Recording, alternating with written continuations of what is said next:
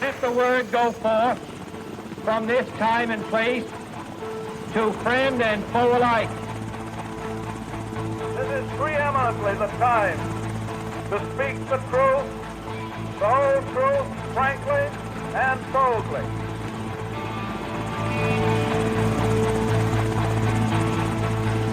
History doesn't have to be boring, buttoned up, or inaccessible. And it certainly didn't end in 1945. It belongs to all of us, and we share and add to it every day. Welcome to the History A Go-Go podcast, where I interview interesting guests, cover a motley crew of topics, and it's a place where you can sit, think, and drink all at the same time. I'm your host, Rob Mellon.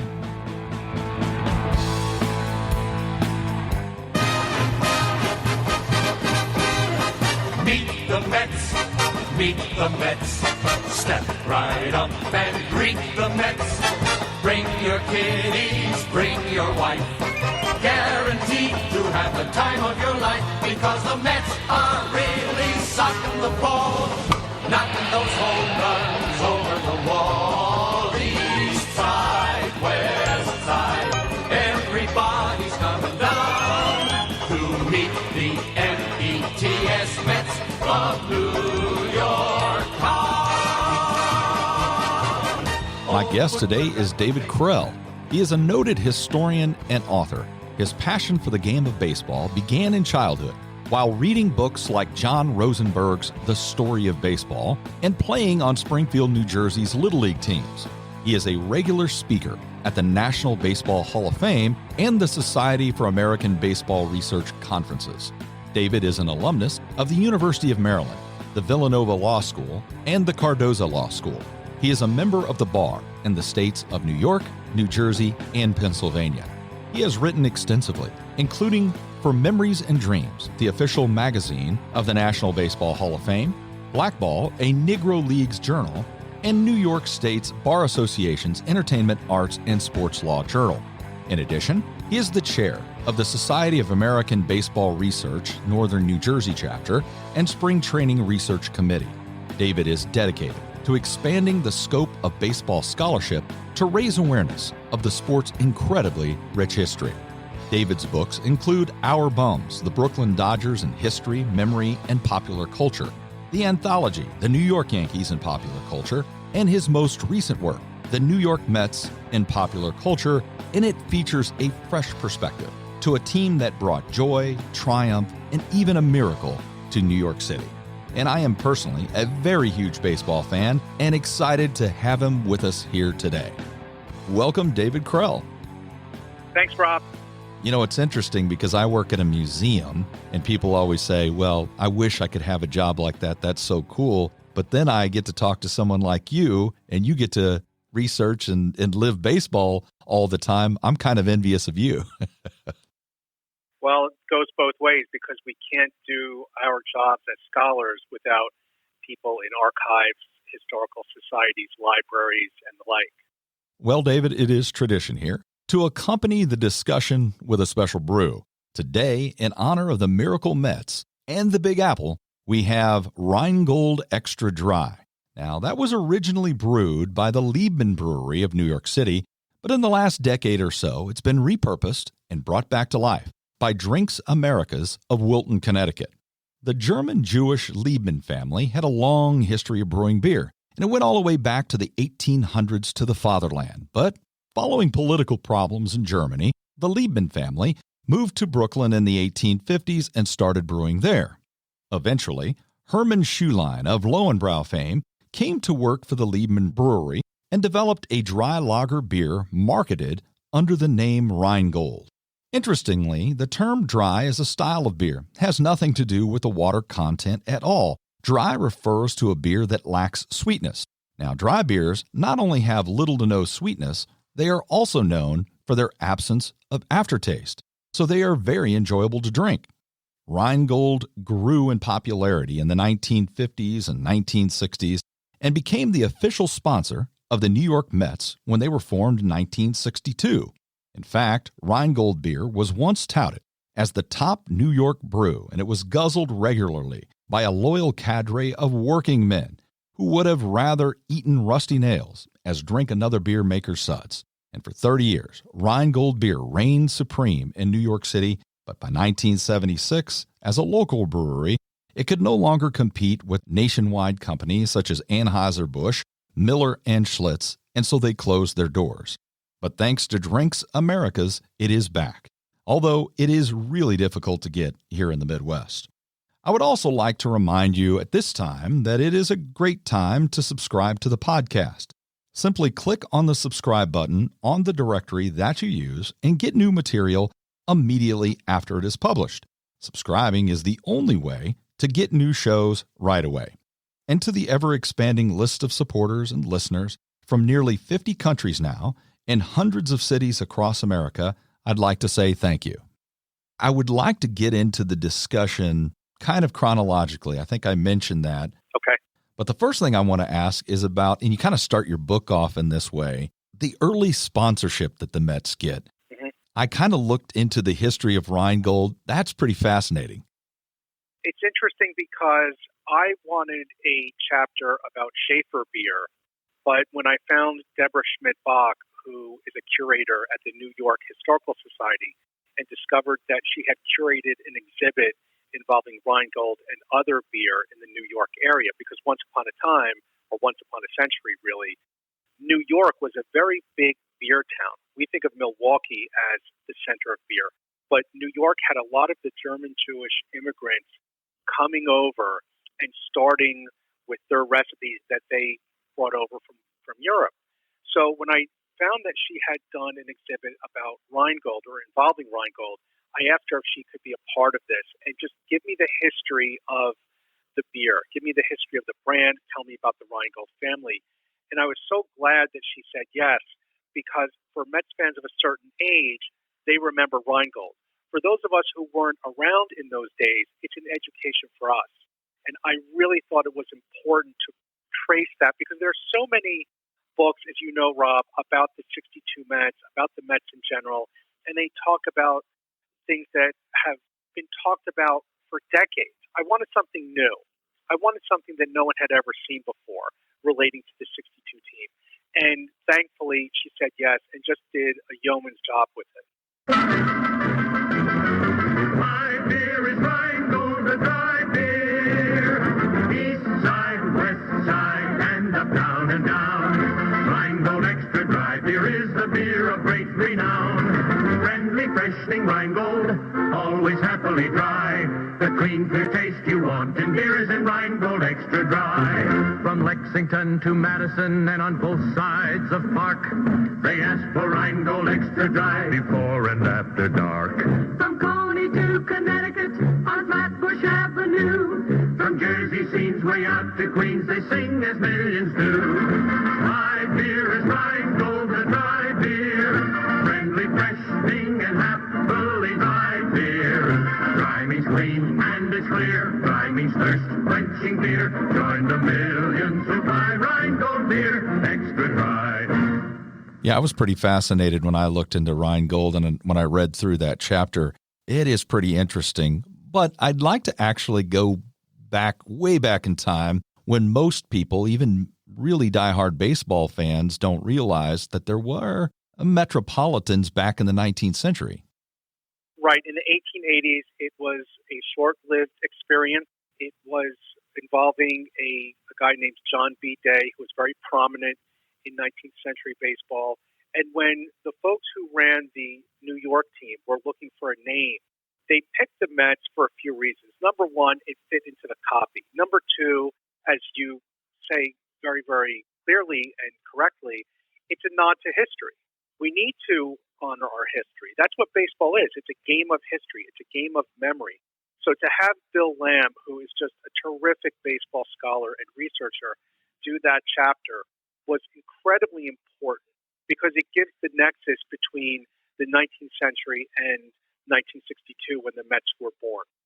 And of course, baseball history and New York history are woven together. Right. And for many decades, you had multiple teams. You had, of course, the Yankees, the American League team, and then you had National League teams like the Dodgers and the Giants. What happens for those teams who were so entrenched in their locations to leave and go to California? And then what kind of void is left? A terrific void. If you talk to people who were fans of the Giants, and especially the Dodgers, and I wrote a book about the Dodgers 5 years ago called Our Bums, where I got a chance to talk to fans who were just devastated when that happened. It left a terrific void, and you're talking about the number one market in the country, going from 3 teams to 1 team. So there's a total siphoning of money from the New York area. Now, it's a blessing for Los Angeles. Los Angeles had 2 minor league teams. They went by the wayside to make room for the Dodgers, and San Francisco had the Seals, and they went by the wayside to make room for the Giants. But New York was left financially and symbolically with an incredible hole to fill, and that's when Mayor Wagner appointed William Shea, who was an attorney. He was very prominent in Democratic circles, and he knew that Shea could get the job done in terms of, how do we get a ball club back here? Well, there were no major league teams wanted to come to New York. That just wasn't feasible. So they began the Continental League with Branch Rickey as the president.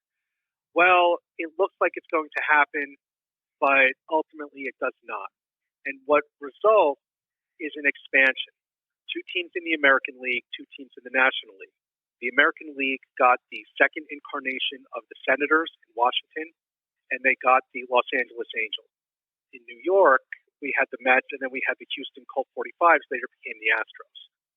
If not for that Continental League experiment, we might not have had expansion until the mid-'60s. We'll never know. And there's been terrific scholarship about the Continental League. But when the Mets were born in '62, getting back to what you were talking about regarding the 19th century team, there were all sorts of names being discussed. The Meadowlarks, the Burrows, B-U-R-R-O, to play on the word borough because of the 5 boroughs of New York. And ultimately, because it fit into headlines very nicely, because it was an homage to history, they picked the Mets.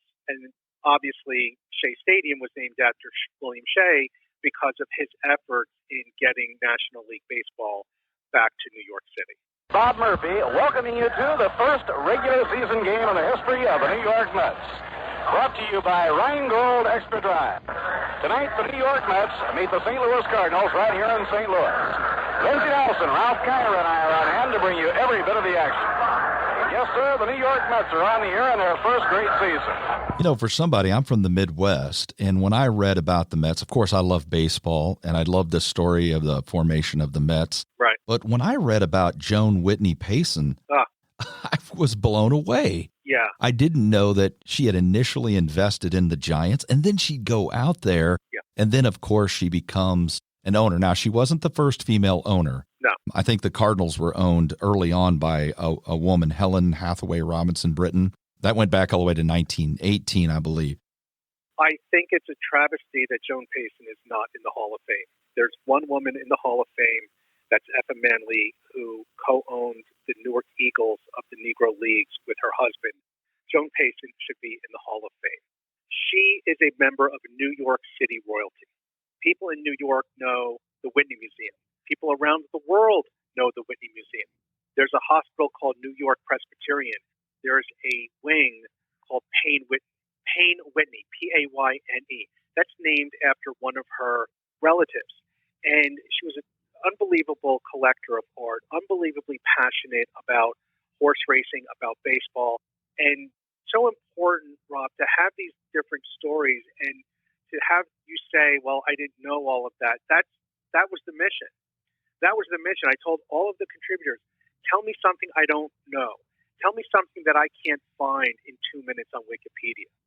So I didn't know a lot about Joan, I shouldn't say Joan, I didn't know her, but I didn't know about Mrs. Payson's philanthropy so much. I knew a little bit about the art collection, but Leslie Heafy wrote that essay, and she was very detailed in her approach. And I knew that she had assembled a lot of research already. She had either spoken or written about Joan Payson before. So to have that was vital cog, because I don't think that you can talk about the history of the Mets without talking about Joan Payson. No question. I just don't think it's possible. No question. After I read that essay, there's no question. Right.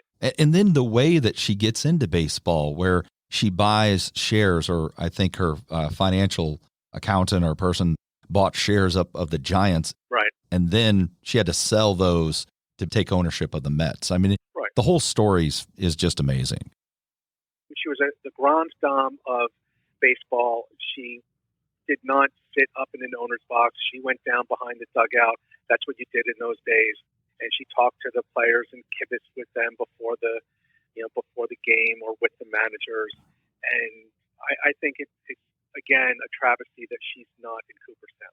Hopefully someday. Going back to the early days of the Mets, doesn't start out so well, David. No. It doesn't start out well. Horrible. Can you explain those early struggles? Well, if you go to baseballreference.com and you select some of those players, you'll see that 62 was their last year in the major leagues. These were guys who either didn't have too much of a career to begin with, either they were cast-offs, they were aging, whatever the classification was, there weren't a lot of what you would call blue-chip players. So the fans really, from the ones that I talked with, didn't care. They didn't care. Because if a National League club, it's an expansion team, right? So the National League expands to New York, expands to Houston. What does that mean for Houston and New York? What does it mean for fans in those cities? Despite the team's record, it means you're going to see Major League Baseball. You're going to see National League stars. You're going to see Willie Mays. You're going to see Sandy Koufax. You're going to see Willie McCovey. You're going to see Don Drysdale. That's what was important to the fans. And on top of that, you had something to root for. And the Mets instituted things that the Yankees would never do. First of all, they had a mascot, Mr. Met. Second of all, they had Banner Day. And I think that under Steve Cohen's leadership, I mean, just in the past month, he has ignited enthusiasm with this fan base, the likes of which I have never seen before. And I've been a Mets fan all my life. So, and that day, I'm 53. So I've seen this team through ups and downs, just that have been heart-wrenching and thrilling and exciting and depressing and disappointing, any which way you can find. But it seems to me that Mr. Cohen may institute or reinstitute some of those traditions like Banner Day, people coming onto the field after the game with big banners highlighting their favorite player with funny sayings or slogans, etc. Steve Zabriskie along with Tim McCarver back here on Banner Day at Shea as the parade continues. And there have been so many. You got to think they're going out and coming back in again, Tim. Oh, I love a parade, though. That's the old line. I love a parade. Has to be at least 500 banners. I think that's important for baseball. The fan activity and connection is unlike other sports. Other sports, of course, like football, have grown exponentially in popularity. But baseball has a connection to the fan and to families that other sports just don't have. Absolutely. I could not agree more. Like I said, it's a game of history. It's a game of memory. You can play some version of baseball in your driveway with wiffle ball, in the backyard, in the streets in the inner city with stickball, softball, hardball. There are now vintage teams, people recreating a vintage game from the 1800s, from the late 1800s, using those rules. So baseball can inspire interest in any different format that you can choose. And I don't see why that should change. I know it's going through a bit of a controversy, for lack of a better word, with rule changes and playoffs and so forth, but hopefully that'll be straightened out too. It's not like it hasn't been controversial before. So let's get into some of the success then. Okay. 67 is a bad year, 100 losses. Right. 68 is not a great year, but it's a little better. Mm-hmm. And then, of course, 69. Can you walk through the 69 season, which didn't really start out that great, but can you walk through it and then the story of the Miracle Mets? Well, it starts in 68 because Gil Hodges took over, the great Brooklyn Dodgers first baseman. He had been a manager with the Senators. He comes to New York. the press had been covering the Mets for 5 years by this point, 5, 6 years. They're talking to him about, well, how are you going to approach this team, and what about the lovable loser label? And according to lore and reports and books and scholarship, Hodges basically said, deadpan, I am tired of this lovable loser stuff. These men are professionals. There's nothing lovable about losing. They're here to do a job. We're here to do a job, and that job is to win as many ball games as we can. And he instituted professionalism that might not have been in the clubhouse or on the field. Not to say that these guys were goof-offs, but a manager sets the tone. And Hodges' tone was one of complete professionalism. And he was able to manage Seaver, who won Rookie of the Year, Koosman, Nolan Ryan was on that pitching staff, and they win, as you say, the miracle Mets because no one thought that they could beat Baltimore in '69. And yet they did. I mean, Baltimore had, it was a McNally, and they had Jim Palmer, you have Brooks Robinson, you have Frank Robinson. I mean, these are incredible guys. They're incredible, an incredible ball club that Baltimore has. And Baltimore had swept the Dodgers only 3 years before in the World Series, something that nobody thought could be done at that time, going against Koufax and Drysdale and the great Willie Davis and Tommy Davis and so forth. Great lineup that the Dodgers had in the mid-'60s. So the Mets kind of play that spoiler role for a lot of gamblers, I would imagine, because I can't see that gamblers would take the Mets unless they wanted to bet on the underdog. And it was miraculous, for lack of a better word, or to use Casey Stengel's term, amazing. He called the team. He was the first manager of the team in '62, and there's that famous film clip where he says they're amazing, amazing, amazing, amazing, amazing, amazing, amazing, amazing. Goes on and on and on. Mets are amazing, amazing, amazing, amazing. They're just finding out now that it's just October, and they found out now around the United States and all the patrons of New York City and Shea Stadium that they are amazing. They'll be amazing, amazing, amazing. And this year, I want you to follow them. They'll be known in all the periodicals because they'll be in South America. New Year's Day will be their best game. This year will get over in a hurry because the other clubs have to be strengthened more. That's where we get the term amazings in headline copy in the Daily News or the Post because of that term. They weren't so amazing in 1962, but the name stuck. So when you tune into a local newscast here in the New York area and they're talking about the Mets playing the Cardinals, you might hear the sportscaster say, well, the Amazins beat the Cardinals 5-2 on a 3-hit game by Jacob deGrom. They'll use the name and copy. And there's nothing that I can say that hasn't been said before about the impact of that team on the psyche of Mets fans. I mean, we still talk about it with reverence. The 2-1 pitch. There's a fly ball hit out to left. Waiting is Jones. The Mets are the world champions.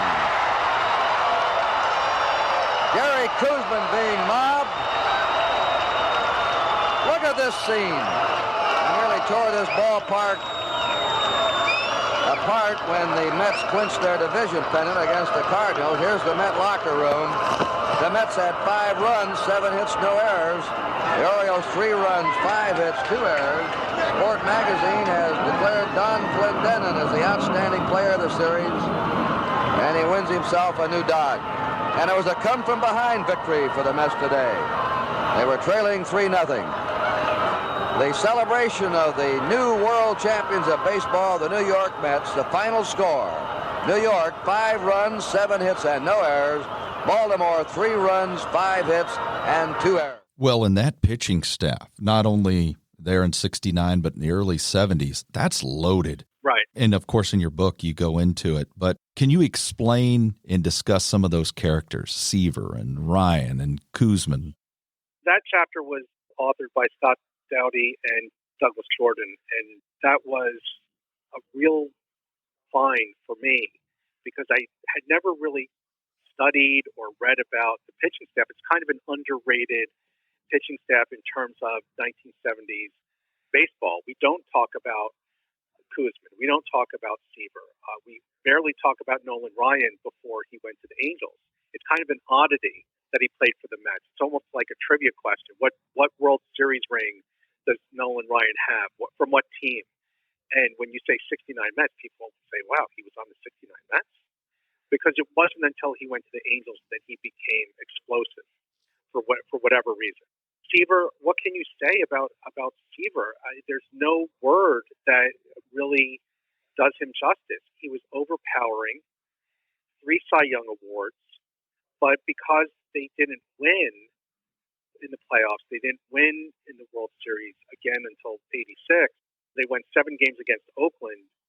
I think Seaver still gets short shrift sometimes when you're talking about the greatest pitchers.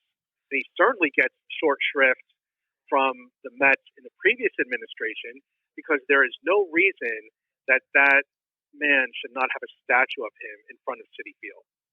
It is such an insult that the Wilpons never did that. I think you brought it up. If you compare him to other pitchers of his time, Drysdale or Koufax or Gibson, all of those had pitched in multiple World Series. So you just have a different dynamic and you're on a different stage. 68, Gibson has that phenomenal, incredible season. And then he follows it up with dominance in the postseason as well. Seaver just doesn't have those highlights to draw back on. But in terms of sheer stuff and dominance, he's on equal footing with them. I think 5 seasons where he struck out 200 or more batters, that's an amazing feat. And who knows if we'll ever see that again, because managers switch out these pitchers so much. I don't even think we'll see complete games. That's going to be an oddity statistic as we go by, the new paradigm. Well, then things kind of fall off for the Mets again, and you get into the middle 70s, and the team is sold. Kingman and Seaver are traded in 77. Kind of at their nadir. It's almost back to the early days again. They're just not successful. But then it changes in the 80s. In the early 80s, it starts to turn around with young talent and a swagger. And that's the time period I remember growing up in. Of course, I mentioned I'm a Cardinals fan. And they had great teams in the 80s too. Absolutely. And I remember those rivalries. It was so fun. And the difference between those two teams was so stark. It made it that much more fun. Can you talk about kind of those days in the 70s? Things weren't going so well for the Mets, and then how they turned it around. Sure. Well, the Seaver trade certainly was an emotional blow that knocked everybody for a loop when it happened.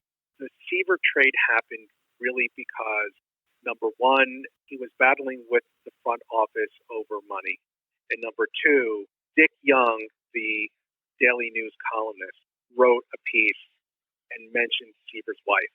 And he talked about how Nolan Ryan makes more money than Seaver, and that bothers Nancy Seaver because she's friends with Ruth Ryan. That's not verbatim, but that's essentially what he wrote. And that's when Seaver said, "Get me out of here." There's a wonderful new biography of Seaver by Bill Madden where he recounts this horrible news event for Mets fans. And it was just such a blow. You didn't think it could happen. Not to someone like Seaver, because for Mets fans, he was like Mickey Mantle. He's going to retire as a Met. Mickey Mantle played his whole year with one team, or his whole career with one team, with the Yankees. And no one thought that Seaver would ever leave. But that was the straw that broke the camel's back. And of course, he came back for one season in '83. We get to '84, struggle through those years, 77, 78, 79, 80. Finally, in the early '80s, Strawberry comes on the scene. Gooden comes on the scene. Now there's some hope. Now there's some oomph. Now there's some power on the mound and at the plate. Not enough to go in the first division yet, but certainly you could see it was heading that way. And swagger is the perfect word, Rob. Paul Hensler wrote that essay, and the book is The New York Mets in Popular Culture. So I talked with Paul, and I urged him to put swagger in the context of 1980s, not just the Mets. Because what else was going on, in popular culture at that time? You had J.R. Ewing on Dallas. You had the Alexis Carrington character on Dynasty. Joan Collins played. You had Gordon Gekko, the malicious character on Wall Street, who said greed is good. Michael Douglas won an Oscar for that. You had Lifestyles of the Rich and Famous, hosted by Robin Leach. These are things that would never happen today, given the culture. But it was such a go-go time. Greed, money, wealth, being ostentatious. That was really the symbol, or one of the symbols of the 80s, is ostentatiousness. And there was a swagger that the Mets had that fit perfectly with what was going on in the zeitgeist. And a lot of people hated the Mets because they won. If you win, it's not cocky, it's confident. It might be a little arrogant, but they did have a swagger about them. They were tough. Lenny Dykstra was a tremendously tough player. And Keith Hernandez was kind of like a Gil Hodges in that he instituted professionalism on the ball club. He set an example. And all of a sudden, you turn around and they get Gary Carter from Montreal. Wow, that's a pretty big trade. Never thought he would leave Montreal. So I remember getting coming down to breakfast that the day after Carter's first game and reading the paper and reading that Carter won the game with a home run. I think it was the 10th inning. And I said to myself, I guess they got the right guy. And of course, in '86, then everything comes together. It looks like they're going to lose the World Series until the ball goes through Buckner's legs. 5-5 in a delirious 10th inning. Can you believe this ball game at Shea? Oh, brother. 3-2 to Mookie Wilson. Little roller up along first. Behind the bag. It gets through Buckner. Here comes Knight, and the Mets win it. It looks like it would be a valiant effort. Going 6 games against Boston, great team, but when the ball goes through Buckner's legs, then they win Game 6. But guess what? That doesn't mean they win the World Series. They still had a Game 7 to win. So when people say that Buckner lost the World Series, the team lost because they had another opportunity to beat the Mets, and they didn't. And then the Mets fans celebrated, went to the playoffs in '88, and then the dynasty that we hoped for kind of faded, for lack of a better word. You know, it reminds me that time period in the mid 80s. Everything you said is brought up in the book. It's all accurate. I remember it. Mm-hmm. You know, it's like sex, drugs, and rock and roll. They're rolling like they're Motley Crue or something. Yeah. And you get all these characters. You mentioned a bunch of them: Strawberry Gooden, Lenny Dykstra, Howard Johnson, Wally Backman. Right. I mean, you got Roger McDowell. I mean, it's just a cast of characters. They all have attitude. Mm-hmm. It seemingly they're partying all night and then coming to the game and smashing home runs and winning. It was such a fun time because as a Cardinal fan, they were a different team in the 80s. Right. They didn't play that kind of baseball. In fact, now, I don't know if you got an opportunity to interview Keith Hernandez. No, I did not. It's interesting how he leaves St. Louis because he's a disruptive factor. And then he gets to New York and he's a stabilizing factor. Yes. That whole dynamic, I can tell you when they traded Keith Hernandez, I was heartbroken because he was a phenomenal player. He'd won the MVP in '79. They won the World Series in '82. I mean, I loved Keith Hernandez. And if we're talking about Hall of Fame, he belongs in the Cardinal Hall of Fame. He'll get there. It kind of reminds me of a story I saw in a documentary about the great hockey player Phil Esposito. He was a tremendous factor for the Bruins up in Boston. And the appropriate people come to him and tell him, you've been traded. And he says, tell me it's anywhere but New York. Phil, you're going to the Rangers. He didn't want to go to New York, and he became an icon for Rangers fans. Same thing with Keith Hernandez. My understanding is he did not want to come to New York City. And yet, he's now doing the games on SNY, has been doing them for a long time with Gary Cohen and Ron Darling. And he is as much an icon of that team as Gooden or Strawberry or Darling himself. Hit to right center. Base hit. The game is tied. A memorable moment in World Series, a dramatic confrontation, but also a very emotional one. Two former high school teammates, McClure and Hernandez, facing each other. 2 RBIs by Hernandez. All on his birthday. Ramsey making it to third, Hernandez at first.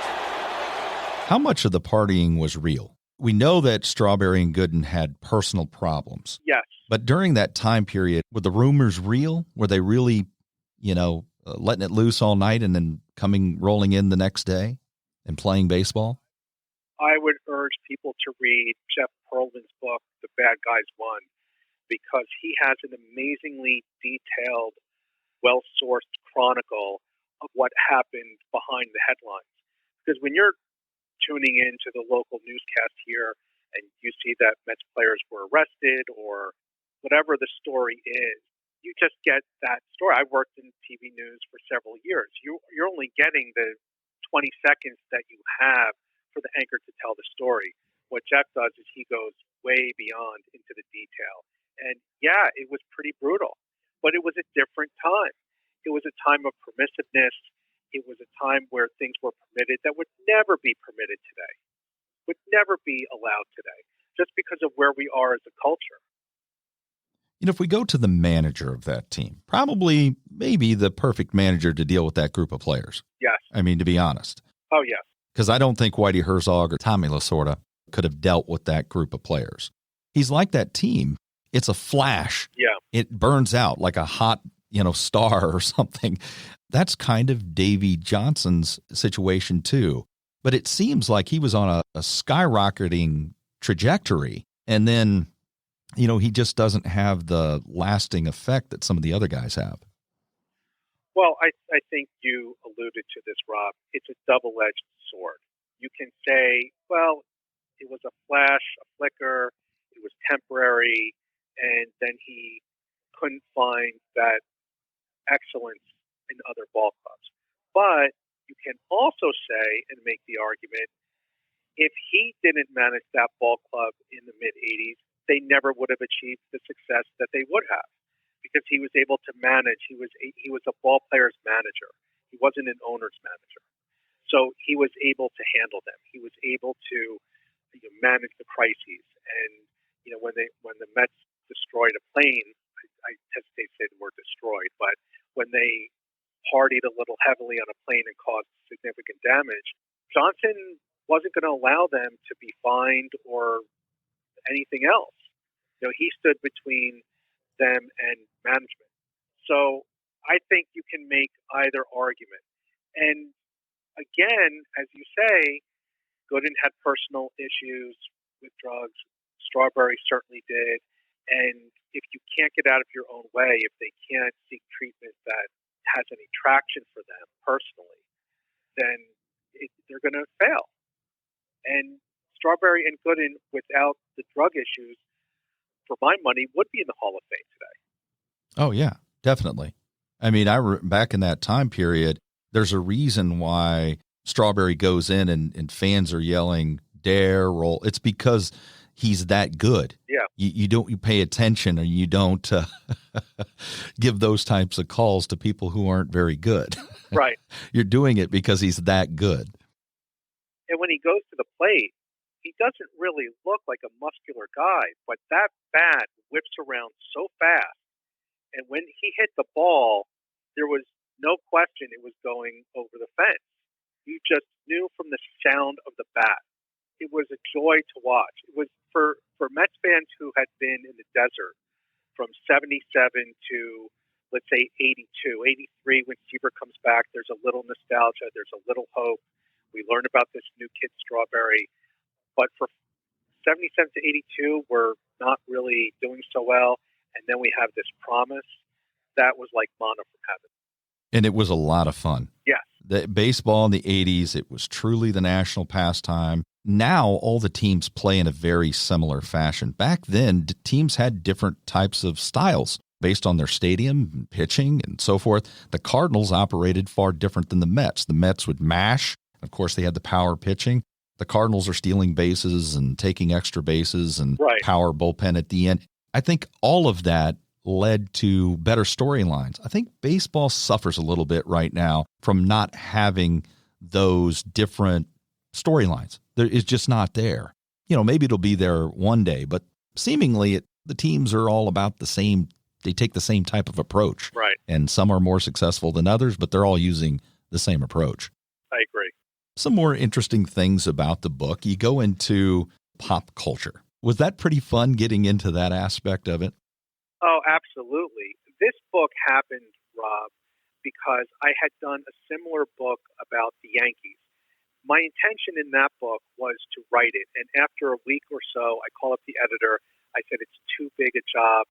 I don't want to do it. I think my words were, I don't see how I'm going to add value if I do this myself. Can you get someone else? And my editor said, why don't you make it an anthology? Recruit contributors to do it. Now, it's not going to be a mystery to you to figure out the topics in the Yankees book without even looking at it. There's a Babe Ruth chapter, DiMaggio, Mantle, Reggie Jackson, Yankee Stadium, and so forth. The angles that those contributors brought to those topics were new and fresh, but the underlying topic, it's pretty predictable. With the Mets, there's a surprise in every chapter. So my intent for this one was the offbeat. So the two essays that I chose to write about were Sports Phone, which is where Howie Rose got his start, and The West Wing, because there were two characters on the show. One was a Yankees fan, one was a Mets fan. And when I thought about their characteristics, I said, yeah, they kind of are the stereotypical Mets and Yankees fans if you go by their personality types. And it was said to me that, oh, do you want to do a Cubs book or a Red Sox book? This is what my editor said. I said, no, I can't do a Yankees book and not do a Mets book. As a Mets fan, I can't do that. That's when I put out the call for papers, which is a fancy way of saying an announcement. And we got these wonderful contributors with arcane topics. Shea Stadium's rock concert. That was a joy to edit and to see that piece of Mets history, which is kind of offbeat. The origins of Mr. Met and Mets in the movies, which was kind of a global piece that I wanted in there. So we lucked out in having people from different disciplines, but also taking arcane topics and putting you on that journey so that at the end of that chapter, you're going to say, man, I didn't know that about Mr. Met. Man, I'm a fan of the West Wing. I never considered Josh and Toby and their characteristics and their personalities. Hey, maybe I'll go back and watch Frequency based on what this essay talks about regarding the Mets in film. I'm delighted with how it turned out, and I'm just very, very privileged to have worked with this team. Can you talk a little bit about Mr. Met and mascots in baseball? Sure. Well, Mr. Met, as I understand it, was the first mascot in baseball in terms of a live-action mascot. If you look at pictures of Mr. Met from the early 60s, it's very crude in terms of how it's made. It's paper mache. They didn't have the technology they have now, certainly, to make form-fitting costumes and with the dimensions that are exactly proportionate and so forth. But Mr. Met is a joy to watch. He's always smiling. He has fun. And Marty Lesnar was the author of that essay. And Marty's a good friend of mine. He's a Phillies fan. So he talked a little bit about the mock rivalry between Mr. Met and the Philly Fanatic. And if you talk about the Philly Fanatic, that's also a joy, because going to see a Phillies home game and watching the Fanatic come out on the trike, it's just fun. It's just a fun character. Absolutely. Yeah, and then he works his way in Always Sunny in Philadelphia. Yes, exactly. Exactly. Well, Mr. Met has worked his way into the reboot of The Odd Couple with Matthew Perry and Thomas Lennon. So he's been pretty prominent as well. And the both of them were in a sketch with Conan O'Brien where Mr. Met comes home and he finds Mrs. Met in bed with the Fanatic. Yeah, I remember that. Right. Right. And Mr. Met was in a Sports Center commercial. This is ESPN, where Josh Hamilton is talking to one of the anchors and Mr. Met storms out of the room. The anchor says, hey, home run derby, some of those balls you hit were his cousins. So they have a lot of fun with it. It's a fun mascot to watch, and he's all over the place in terms of Mets merchandise. Now, I have to ask you, I've grown up on the Mississippi River. I live in a river town. Okay. And you have a chapter that talks about Gone Girl. Right. Which, of course, that character grows up. I think Nick Dunn was his name, if I'm not mistaken. Right. But he grows up in a river town. It's a fictitious town. but it's just like the towns I know. But there's a story and a connection to the Mets, kind of a little homage to that rivalry between the Mets and the Cardinals, too.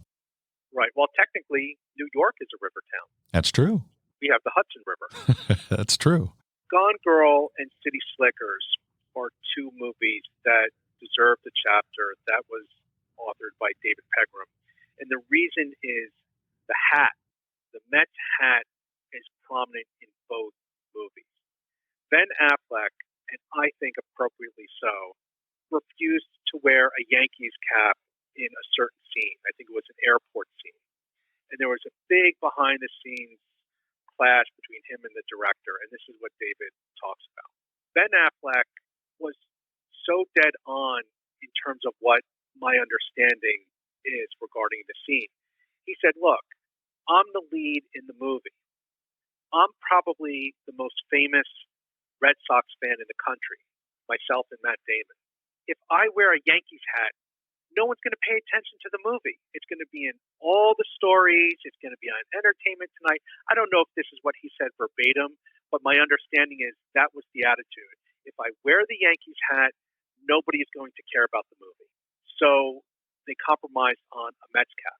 Now, in City Slickers, Billy Crystal, who is probably the most famous Yankees fan in the country, or at least was in that time period of the late 80s, early 90s when the film was made, he wears a Mets hat. And it's not only in the movie, it's also on the movie poster. Why not a Yankees hat? Well, Billy Crystal had a philanthropy with which he was heavily involved. And he wanted the Yankees to make a donation. And the Yankees, for reasons passing understanding, didn't make a donation. And the Mets did. And as an honor to the Mets, as a show of appreciation, he wore the Mets hat in the movie, throughout the movie. And that's a classy thing. But it's interesting because you look at him and you say, well, is that just because the character is different than what he is in real life? No, there's a whole story about it. And as you talked about before, Rob, baseball is a game of stories, not just on the field, but how they're represented in popular culture, how they're represented in merchandising, how they're represented in the news or in art or in literature. And that's why we do these things, because we want to fill a void. This is so that fans of this generation, younger generations, and hopefully 50 years from now will be educated so that they'll pick up this book and say, oh, I want to know about the Mets. Gee, I didn't know all of this stuff about Gone Girl or City Slickers. I kind of remember the movie. I didn't remember that he wore a Mets hat. That's really interesting. So my hope is that this will elevate that discussion among the Mets popular culture.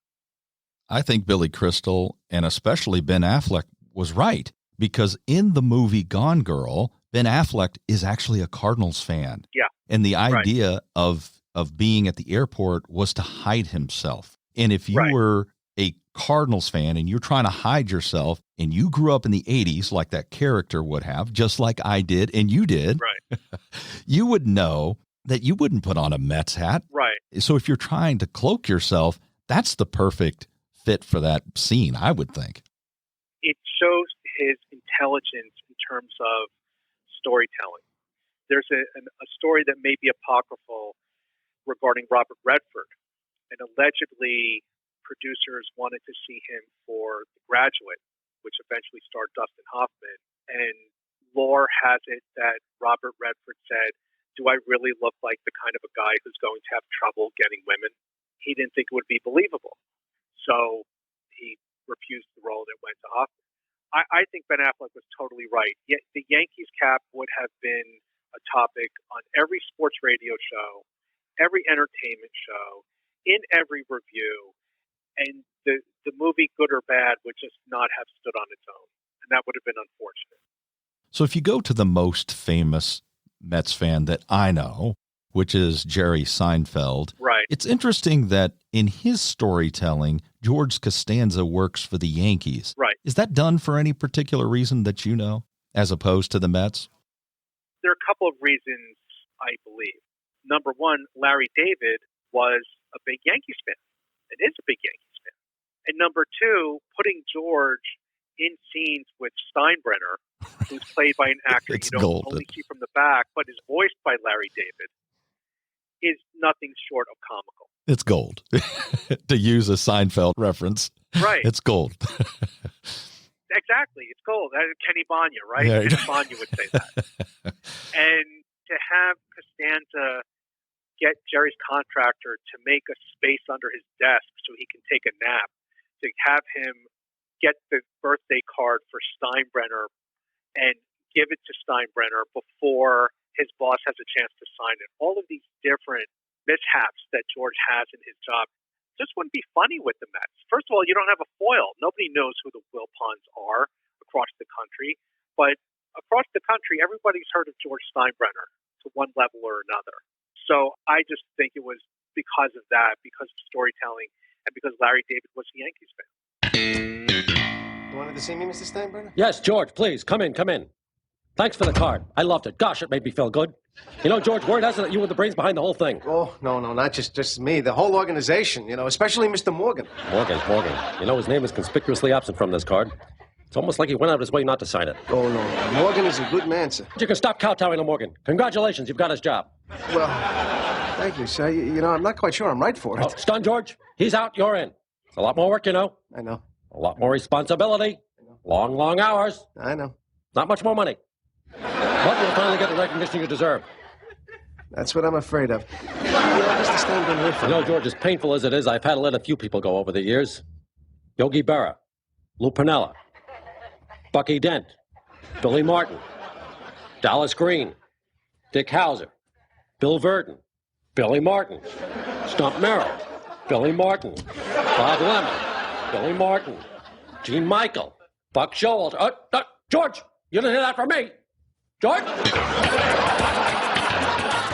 Just to touch on someone who's really important to the Mets and their history, Bob Murphy, the voice of the Mets for many years. Can you talk about some of the early radio announcers and voices? Oh, gosh. And how that impacted Mets history and how you heard it as a boy?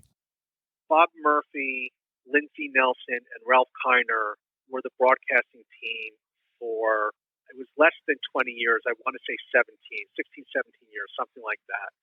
So they had several generations listening to them. Donna Halper wrote the essay about Bob Murphy in his career before the Mets, where he was an announcer for the Red Sox and for the Orioles. But Mets fans from 62 to the late 70s recognize him as a Mets icon.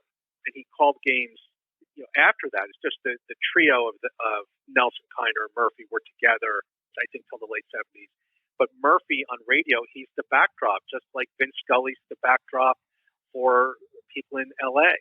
and Ernie Harwell for people in Detroit. He was the backdrop of your summer. If you're going to the beach, if you're going to the community pool, if you're taking a drive down the Jersey Shore, you put on the Mets game and you listen to Murphy. It's soothing. It's something that you always think will be there. And for 40-some-odd years, he was the radio voice. Now the Mets have batted around in the first inning. Dwight Gooden is the hitter. Dwight has 17 hits this year. Here's the pitch on the way, and a high fly ball hit deep to left field, way back on the warning track. Runnels, he jumps, gone, a home run! Home run, Dwight Gooden!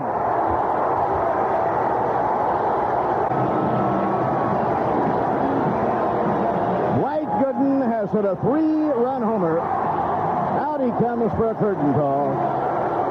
The Mets now have a 7-1 lead. Roden has been knocked out of the box. Larry McWilliams will come in. A 7-run first inning for the New York Mets. You talk about bouncing back after a tough loss. Mets lost 7-5 at 11 innings last night. Gooden is so liked on the New York Mets ball club. And in the dugout, everybody coming over, pounding him on the back. He's been kidding about his hitting. And interestingly enough, with that home run, his first Major League homer, he has tied a Mets record.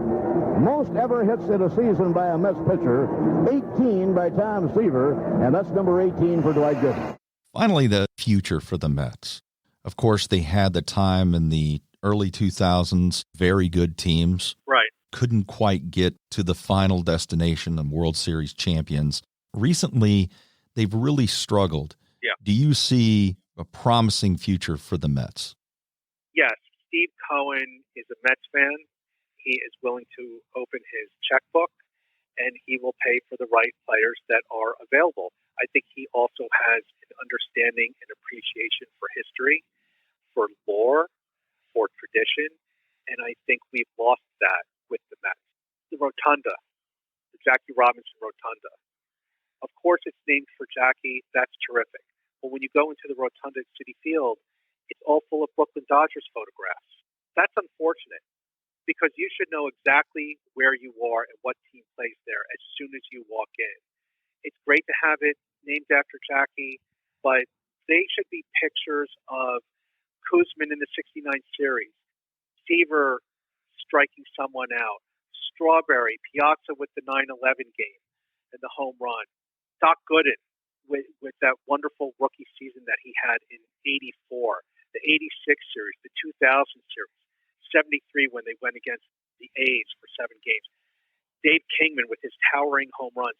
There's so much history for a team that's been in existence for 60 years, almost 60 years. And that should be honored in that rotunda. And you're talking about the future. It's funny. This actually happened to me this afternoon.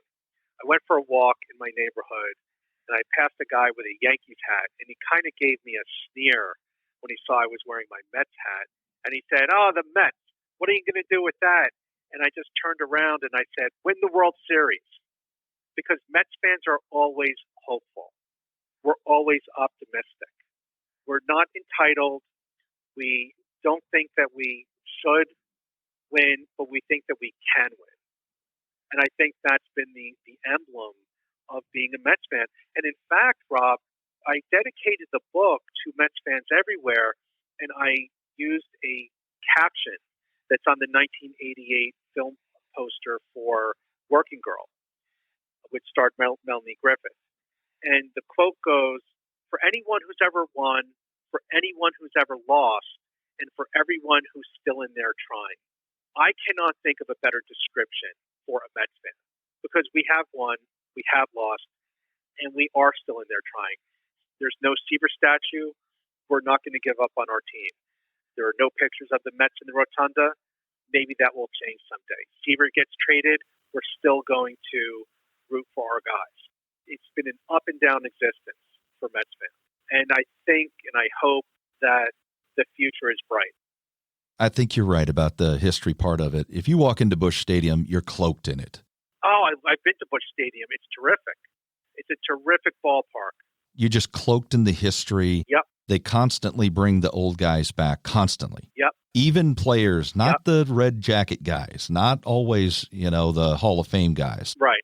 But Cardinal fans remember those guys. There's a alumni type of situation. And that's a culture that the Mets have enough history now to start to build. I think you're absolutely right about that. The Wilpons dropped the ball, no pun intended. There are no old-timers games. When I grew up, you always had old-timers games.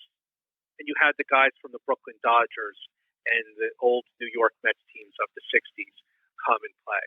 Well, you can do the same thing now. The Yankees do it. The Yankees do a wonderful job of honoring their history and their legacy. The Mets organization has not. I believe that will change starting this year. So my last question I have for you, David, is about the future of the game itself. Oh, gosh. It has many challenges. Yeah. It's very regional now. And I think there's a misconception. They call it the national pastime, and you don't see it as much on ESPN. It's not as dynamic as football. But if you go into the regional areas, if you go into our area, for example, baseball contracts for these TV contracts are still billion-dollar contracts. Yeah. And those are billion-dollar contracts in St. Louis and Milwaukee. Yeah. And not just in New York. So there's money out there. So what do you see? You think it's just too regionalized to be considered a national sport now? What do you see about the future of the game? You know what? I honestly am concerned. I hear talk about expansion. Should there be expansion to Nashville? Should there be expansion to Las Vegas? We can't even deal with the teams we have. And MLB severed, for lack of a better word, its relationship with minor league baseball this past year. There are rule changes in place. A man on second to start the 10th inning. When did they come up with this rule? Why did they come up with this rule? Should the DH be in the NL? They're going to have to make a decision one way or the other. These TV contracts, yeah, but as you said, they may be lucrative, but football has really gained footing as a national sport. Basketball has tremendous TV contracts. We live in such a fast-paced society, Rob, that people might not want to watch a baseball game because they think it's too slow. But that's the beauty of the game. We're also suffering because kids are not playing it at the rate that they used to. And there are two reasons for that. Number one, lacrosse and soccer have begun to encroach on kids' times and kids' activities. And number two, the best player in a town might go on a traveling team. If you, in the suburbs, there's always a few good players, right? There are always a few good standouts in every league. And usually the coaches split them up, so there's one really exceptional player on each team.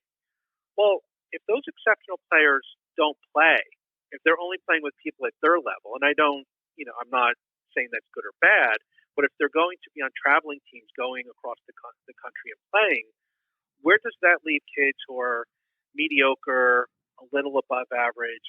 They're not going to play. And if they're not going to play, they're not going to read about the history. They're not going to watch the games. They're not going to read about it online. They're not going to play fantasy baseball and Stratomatic. That does not portend well. And we need to do a better job as historians, people who work in MLB, journalists, etc. The baseball community needs to do a better job at figuring out what makes this sport so special and communicating that, because I don't think we have for quite some time. Well, thanks, David. This was very interesting, and I always love talking baseball, so thank you. Me as well, Rob. It's been a pleasure. Thank you so much. I really enjoyed it. I would like to thank my guest today, baseball writer and researcher David Krel, for an excellent discussion on our national pastime. If you would like to get his book, The New York Mets and Popular Culture, just click on the link in the description below. The featured brew was the New York classic Rhinegold Extra Dry. Now, that was originally from the Liebman Brewery of New York, but it is now produced by Drinks Americas of Connecticut. If you liked our talk today, please share the episode with a friend. All of the directories have a great sharing function that you can use. And remember to subscribe to the podcast. Simply hit the subscribe button on the podcast directory that you normally use and get new episodes immediately after they are released. Subscribing is the only way, as I'd mentioned earlier, to get new shows right away.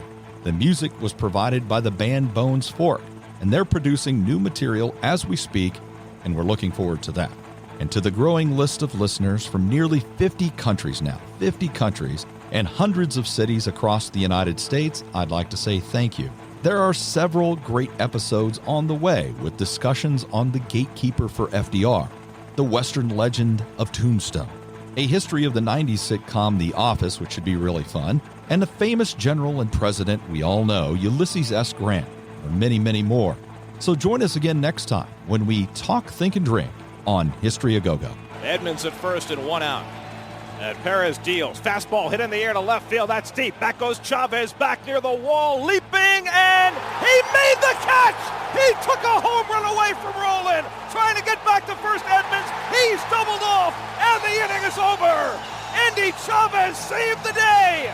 He reached high over the left field wall, right in front of the Mets in the visitors' bullpen, and pulled back a two-run homer. He went to the apex of his leap and caught it in the webbing of his glove with his elbow up above the fence. A miraculous play by Andy Chavez, and then Edmonds is doubled off first, and Oliver Perez escapes the sixth inning. The play of the year, the play maybe of the franchise history for Andy Chavez. The inning is over.